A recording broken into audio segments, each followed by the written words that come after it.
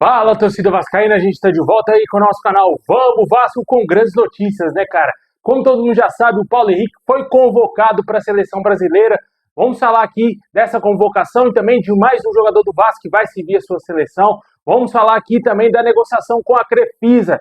Tem um negócio em andamento aí, você vai entender essa situação, além do empréstimo de 80 milhões de reais que o Vasco fez aí com o banco, você vai entender como que está a negociação do Vasco com a Crefisa e se isso tem a ver com a SAF. Muita coisa para a gente falar desse assunto. Também tem o Diniz falando aí a respeito do que ele achou do jogo de ontem e também sobre o Verratti. Uma posição aí muito importante aí do Diniz falando a respeito do centroavante que está sendo muito questionado pelos torcedores vascaínos. Vamos trazer também aqui como que está a situação do Vasco no Brasileirão. Tudo isso e muito mais, mas antes de começar, deixa aquele like, se inscreve aí no canal se você não está inscrito, ativa o sininho das notificações para você receber os vídeos postados aqui do nosso canal. Se inscreve também lá nos meus outros canais, Danilo Vasco e também Cotes do Vamos Vasco. Os links estão todos na descrição. Se inscreve lá para ajudar meus outros canais do Vascão também a crescer cada dia. Muito obrigado, tamo junto.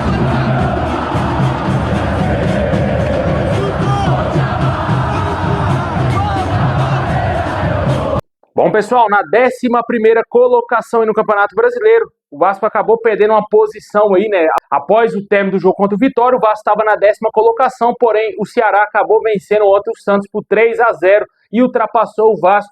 O Vasco hoje é o 11º colocado com 33 pontos conquistados. Para ressaltar que em relação ao Ceará, o Vasco tem um jogo a mais e ainda a tabela está bem desconfigurada porque tem muitos times com jogos a menos, né? Como por exemplo o Atlético Mineiro. Está na 15ª colocação com 29 pontos, mas tem 2 jogos a menos em relação ao Vasco.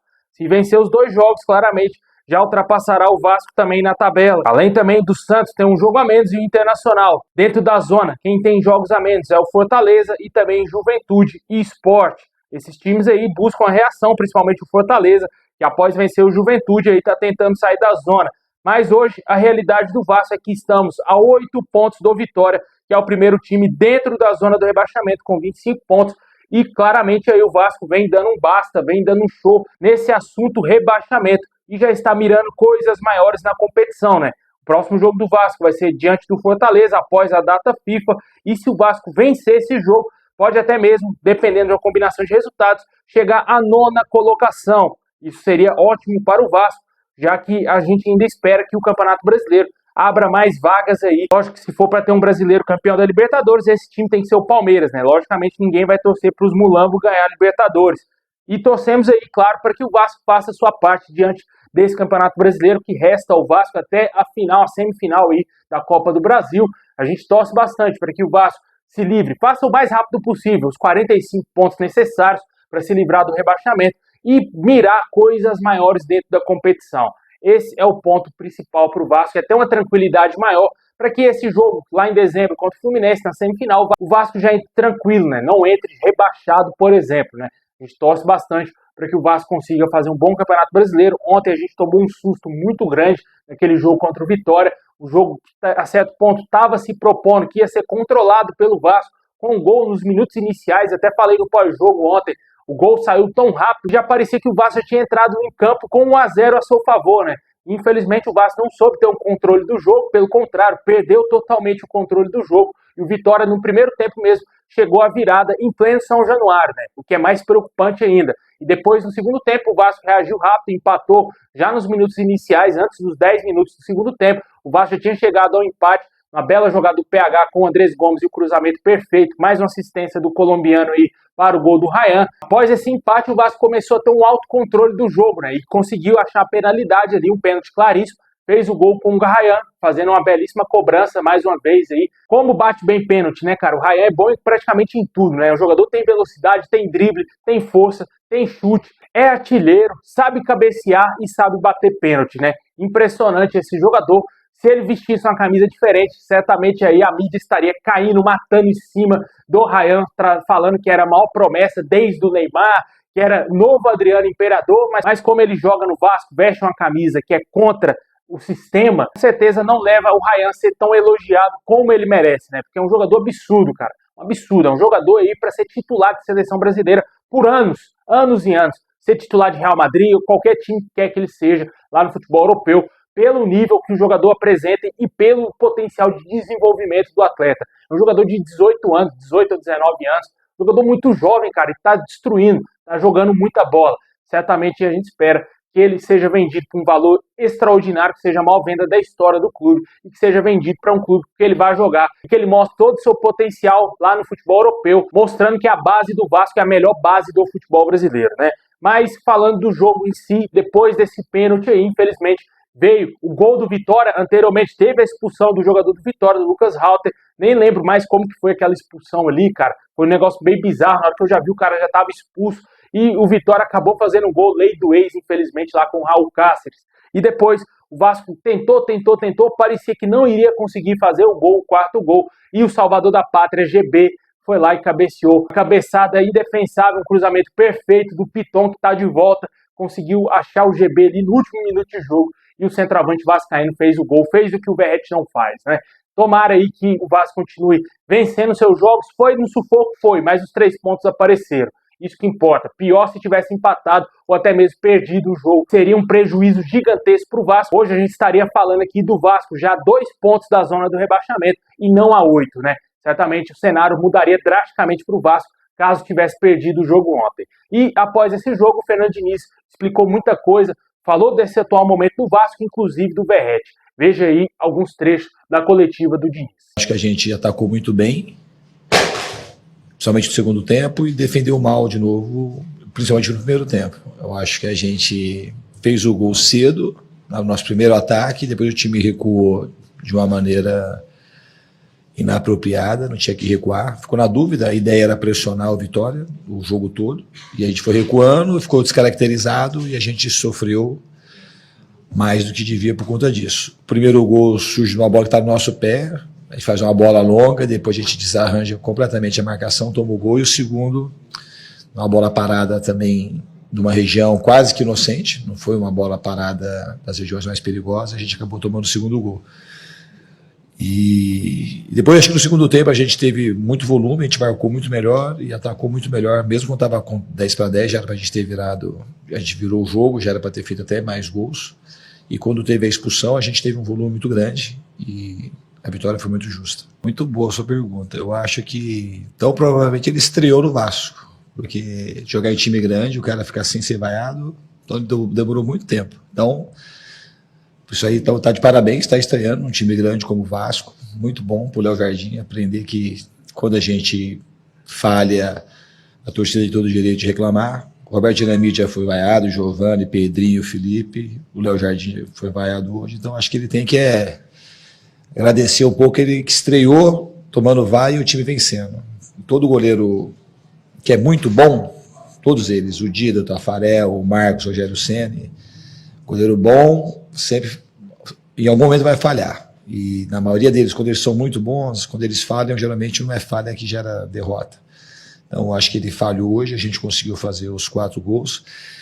E ele tem um crédito imenso, e eu sei que a torcida sabe reconhecer. As vaias, elas são sempre, tem que ser sempre bem entendidas, mas o Léo Jardim, ele tem um crédito com a torcida do Vasco muito grande. Ele já nos salvou em inúmeras ocasiões.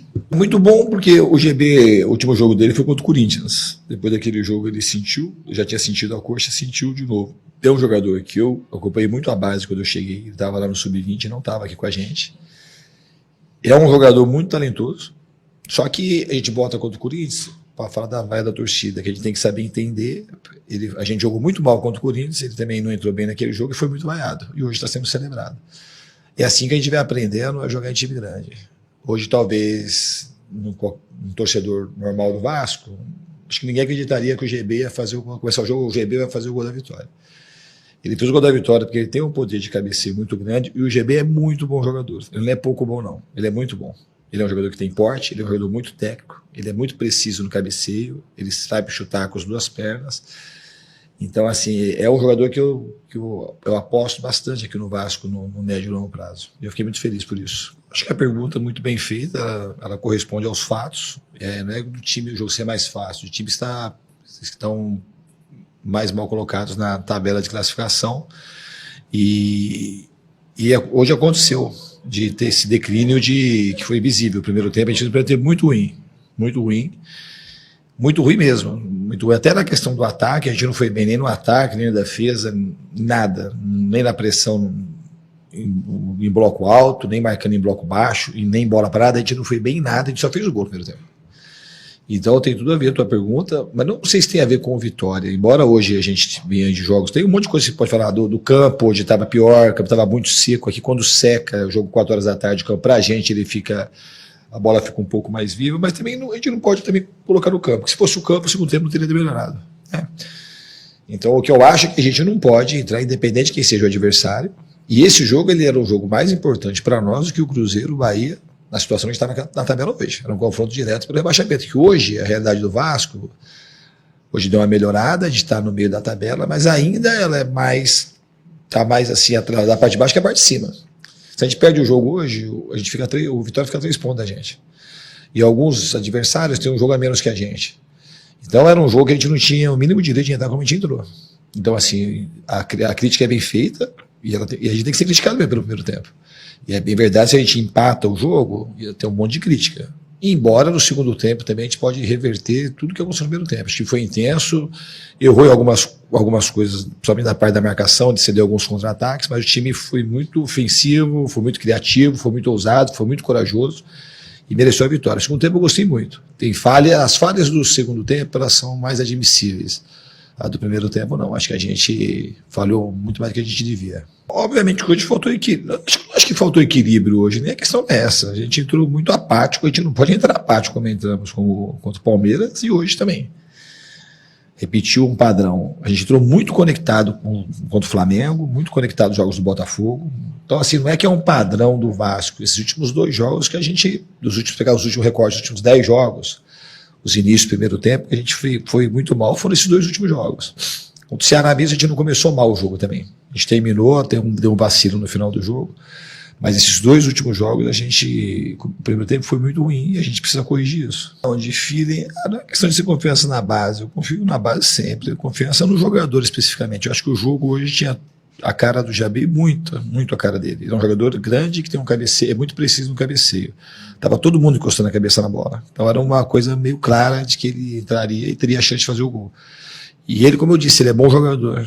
No GB a gente tem que ter um pouco de paciência, porque ele é um jogador que tem algumas características, porque ele é um jogador meio classudo para jogar. Ele não é um jogador assim, igual o Andrés Gomes, por exemplo, que é um jogador acelerado e tal. Ele é um jogador que tem mais pausado para jogar. Aí quando um jogador desse não joga bem, a impressão que dá para de fora é que ele está sem vontade, que ele está com preguiça. A única coisa que ele não teve contra o Corinthians foi preguiça. Entrou nervoso, deu uma assustada, perdeu confiança. E quando o jogador é sem confiança, o jogador ele fica ruim. Hoje ele entrou confiante, ele fez o gol, e se ele tiver com confiança, o GB é um jogador que tem um futuro brilhante pela frente, eu acho. É o que eu acredito. Ele é um jogador que ele tem um porte, ele tem cabeceio, ele sabe finalizar com as 2 pernas, ele é frio, ele sabe fazer tabela. Só que jogar no profissional é uma realidade totalmente diferente de jogar na base. Então a gente tem que ter calma, não falando que isso é uma certeza, mas ele é um cara que pode virar um grande jogador. Em relação então essa foi a minha fala com o GB, e em relação ao Ryan, ali a gente podia bater ele ou o Coutinho, ele é um jogador que estava confiante para bater, tranquilo. E em relação ao Veguete, o fato dele sair, eu achei que o time ia melhorar com a entrada do Andrés Gomes, que é um jogador que está meio que pedindo passagem. Tem entrado bem em todos os jogos, a gente tem que saber respeitar o momento de todo mundo, e eu acho que foi uma substituição que tinha sentido para aquele momento. E o time não tinha nem o sentido recuar. A postura que era para o time ter é a mesma que teve no segundo tempo. O time virou o jogo e continuou em cima, e é a postura que a gente tinha que fazer hoje aqui contra o Vitória. Então recuou, não dá nem para saber por quê. Porque o time não tinha nenhuma orientação para recuar o time. Quer saber de você se para a próxima partida contra o Fortaleza tem alguma possibilidade do Andrés Gomes assumir a vaga do Verratti, o Verratti começar no banco e o time ser mais móvel, vamos dizer assim, como começou no segundo tempo hoje. Obrigado e parabéns pela vitória. Essa possibilidade sempre teve hoje, teve no jogo passado, sempre quem está lá tem chance de jogar. Não só o Andrés Gomes, como o Matheus França, como o David. Eu posso escolher um time mais assim ou mais assado, não por conta de hoje só. O jogo acho que ele determina mais, mas os treinamentos também. Agora a gente tem essa pausa e temos bastante tempo aí pra gente escolher o melhor time para jogar contra o Fortaleza. Pois é, pessoal, comentem o que você achou do jogo de ontem, se você concorda com o que disse o Fernando Diniz, se você acha que o Verratti é um jogador importante para o Vasco. com certeza o Andrés Gomes está pedindo passagem, né? Tem que ser titular, na minha opinião, já nesse jogo contra o Fortaleza. Na pausa para essa data FIFA, mano, treina com o Andrés Gomes, Ryan de centroavante e Nuno Moreira na ponta esquerda, que eu tenho certeza que esse é o melhor esquema para o Vasco.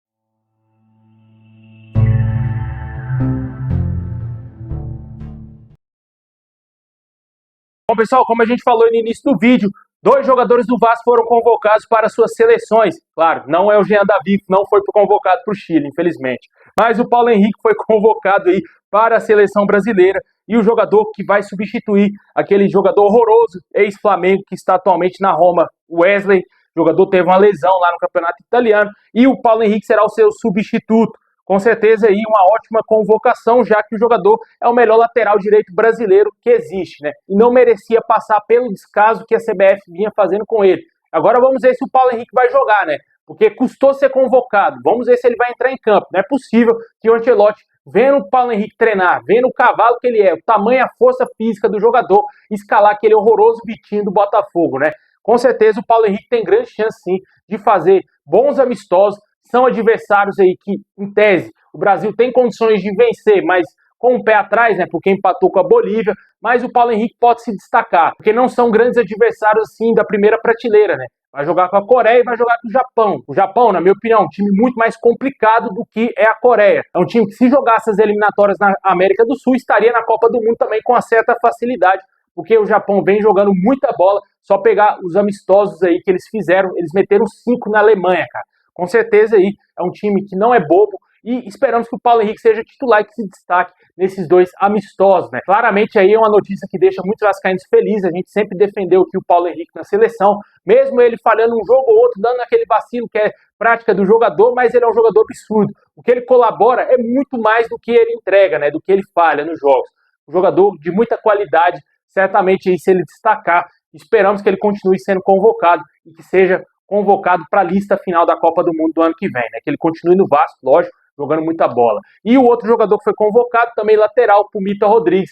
2 laterais direitos do Vasco servindo suas seleções. Pumita Rodrigues vai representar o Uruguai nos amistosos diante da República Dominicana e também do Uzbequistão. Infelizmente, o Pumita é reserva no Uruguai. Comente aí o que você acha dessas 2 convocações. O que causa uma certa preocupação no torcedor é que esses 2 atletas deverão desfalcar o Vasco no jogo diante do Fortaleza.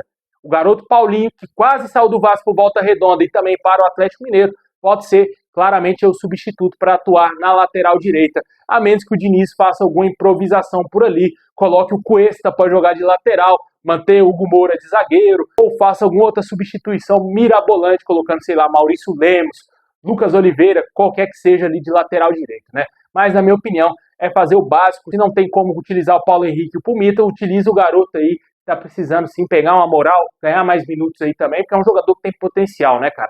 Comenta aí o que você acha, quem pra você é o seu lateral nesse jogo diante do Fortaleza, caso o PH e também o Pumita não tenha condições. Bom, agora vamos falar do grande assunto aí nos últimos dias, né, cara, que é a Crefisa no Vasco. O Vasco fechou o empréstimo aí de 80 milhões com o banco, e esse empréstimo gerou uma grande especulação de que a Crefisa seria a nova dona da SAF do Vasco. Teria alguns benefícios aí, como alguns vetos aí dentro do clube, como possibilidades aí reais de comprar a nossa SAF, entre vários outros benefícios. Só que a situação é a seguinte, segundo o canal Atenção Vascaínos, a Crefisa pretende comprar o name rights de São Januário. Já não é a primeira vez que a gente sabe desse assunto. O próprio Pedrinho esteve lado a lado ali com o Lamar, que é dono da Crefisa, assim, juntamente com a Leila Pereira, falando a respeito que ele tinha interesse sim em comprar o name rights de São Januário quando o estádio estivesse pronto. Ô Pedrinho, caso você seja eleito presidente do Vasco da Gama, eu tenho interesse em colocar o nome da Crefisa no name right do São Januário. Não, José. Obrigado. E ainda mantém esse interesse.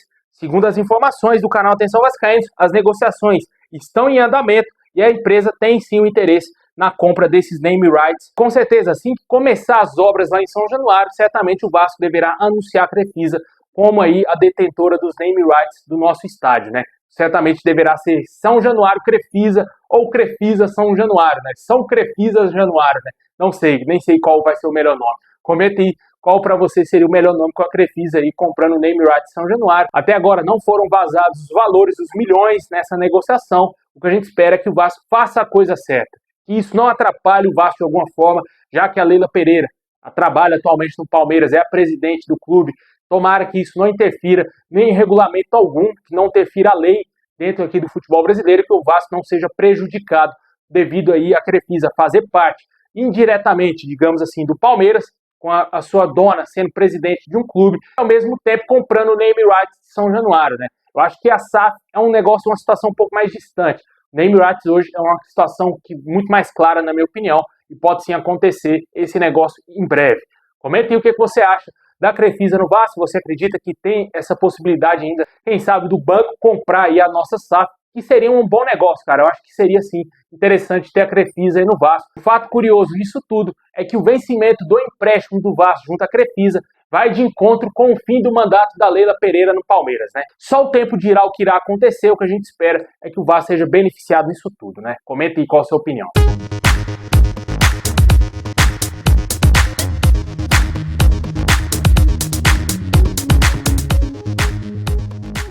Bom, pessoal, muito obrigado por ter assistido até o final. Deixa aquele like, se inscreve, ativa o sininho. Tamo junto.